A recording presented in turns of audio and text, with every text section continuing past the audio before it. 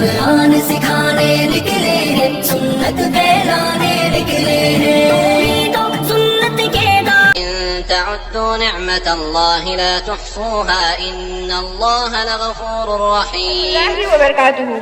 آج کی اس Islamic exhibition میں ہم لوگ جس موضوع کے تحت آپ لوگوں کے سامنے حاضر ہے وہ ہے قرآن اینڈ سائنس.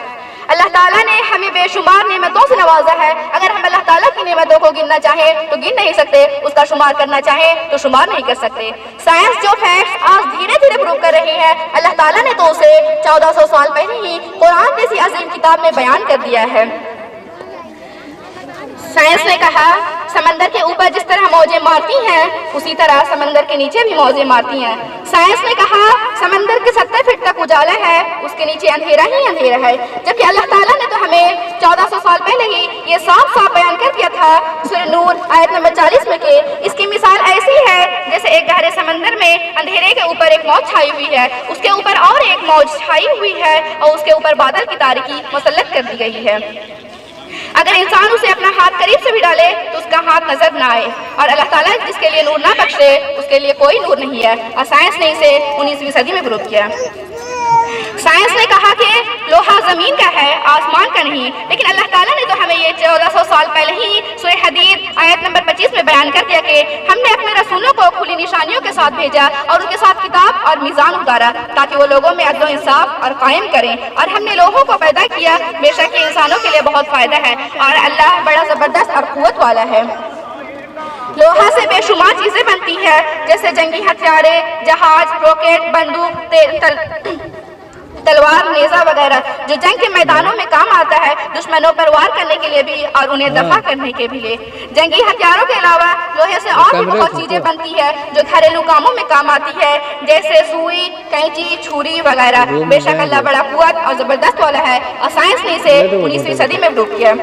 سائنس نے کہا 7 زمین ہے اور 7 آسمان ہے، جبکہ اللہ تعالیٰ نے تو اسے 1400 سال پہلے ہی سورہ طلاق آیت نمبر 12 میں یہ بیان کر دیا کہ اللہ وہ ہے جس نے 7 زمین اور 7 آسمان بنائے اور انہی کے درمیان اس کا حکم نازل ہوتا رہتا ہے. یہ بات تمہیں اس لیے بتائی جا رہی ہے تاکہ تم جان لو کہ اللہ ہر چیز پر پوری قدرت رکھتا ہے اور اللہ کے علم نے ہر چیز پر احاطہ کر دیا ہے. اس آیت کے ذریعے اللہ تعالیٰ ہمیں یہ بیان کر رہے ہیں کہ اللہ ہی نے 7 آسمان اور 7 زمین بنائے ہیں اور ان کے درمیان کی تمام مخلوقات کو اسی نے پیدا کیا. ہم زمین کے سب سے اوپر والے حصے میں رہتے ہیں، اس سے ہم بہت فائدہ اور مویشیاں اس سے بہت فائدہ اٹھاتے ہیں، اور اللہ تعالیٰ نے آسمان کو ہمارے لیے محفوظ چھت بنا دیا، جبکہ سائنس نے اس کا پروف 19ویں صدی میں کیا. اللہ تعالیٰ نے انسانوں کی ضروریات کے لیے حیوانوں میں بھی شفا رکھی ہے، جبکہ اللہ تعالیٰ نے سورہ نحل آیت نمبر 68 میں بیان کیا کہ ہم نے انسانوں کی ضروریات کے لیے حیوانوں میں بھی شفا رکھی ہے. یہاں پر حیوانوں سے مراد مدھو مکھی ہے. اللہ تعالیٰ نے ان مدھو مکھیوں کو حکم دیا ہے کہ وہ انسانی عمارتوں، پہاڑوں اور جنگلوں میں اپنا گھر بنائے اور انہیں یہ سمجھتی ہے کہ وہ باغوں، جنگلوں اور وادیوں میں گھومتی پھرے اور ہر قسم کا خوراک حاصل کرے. شہد کی مکھی شہد کو اپنے پیٹ میں جمع کرتی ہے اور انہی راہوں سے آتی ہے جہاں سے وہ لوٹتی ہے، اور اللہ تعالیٰ نے اسے حکم دیا کہ وہ اپنے راہوں کو نہ بھولیں. مختلف قسم کے کوئی زرد، کوئی سیاہ، کوئی کالا رنگ پھول کے حساب سے ان کا خون کی وجہ سے ان کا شہد کا ذائقہ اور کلر الگ ہوتا ہے، اور سائنس نے اسے 19ویں صدی میں پروو کیا ہے. اسی طرح سے فنگر پرنٹس کے تعلق سے جب 19ویں صدی میں ریسرچ کیا گیا تو پتہ یہ چلا کہ دنیا میں ہر انسان کے فنگر پرنٹس یونیک ہوتے ہیں. کبھی بھی کسی 2 انسان کے فنگر پرنٹس سیم نہیں ہو سکتے. اللہ تعالیٰ اس کا ذکر 1400 سال پہلے قرآن میں سورۃ القیامہ آیت نمبر 3 اور 4 میں یوں کرتا ہے کہ کیا انسان یہ سمجھتا ہے کہ ہم اس کی ہڈیوں کو جمع نہیں کریں گے؟ ہاں ضرور کریں گے. ہم تو اس کی انگلیوں کو پور کو بھی درست کر سکتے ہیں.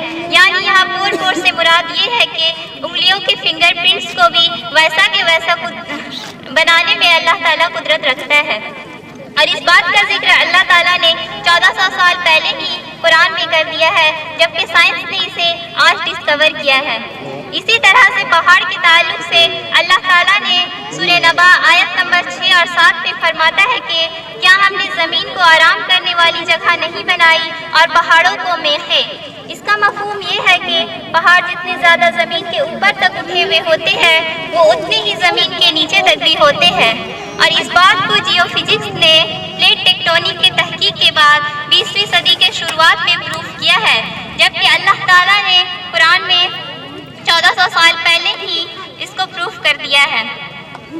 اسی طرح سے سولر سسٹم یعنی دنیا وجود میں کیسے آئی؟ سائنٹسٹ کا سب سے بڑا اور سب سے اہم سوال یہ تھا کہ آخر دنیا وجود میں کیسے آئی؟ جب 19ویں صدی میں پاورفل ٹیلیسکوپ کا انوینٹ ہوا تو سائنٹسٹ نے یہ ڈسکور کیا کہ ایک وقت ایسا تھا جب سورج، چاند، زمین، آسمان یہ سب ایک گھلے ملے ہوئے تھے، لیکن اچانک سے ایک دھماکہ یعنی کہ بگ ایکسپلوژن ہوا جس سے یہ سب الگ الگ ہو گئے اور سائنس نے اسے بگ بینگ تھیوری کا نام دیا۔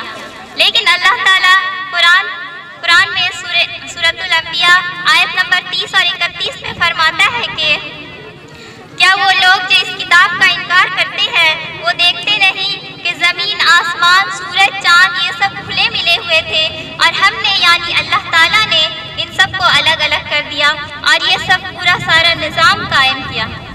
پروجیکٹ کے ذریعے ہم لوگوں کو یہ سمجھانا چاہتے ہیں کہ آج ہم سے سائنس کچھ بھی کہہ دے ہم اس پر آنکھ بند کر کے یقین کر لیتے ہیں، لیکن اللہ تعالیٰ کے قدرت کے نمونوں پر دھیان نہیں دیتے۔ اگر آج ہم قرآن کو اچھے سے اس کے معنی و مفہوم سے پڑھیں گے تو ہم سائنس سے بھی آگے بڑھ جائیں گے اور ایک کامل قومی بنیں گے انشاءاللہ۔ جزاک اللہ خیر و حسن الجزا۔ السلام علیکم ورحمۃ اللہ۔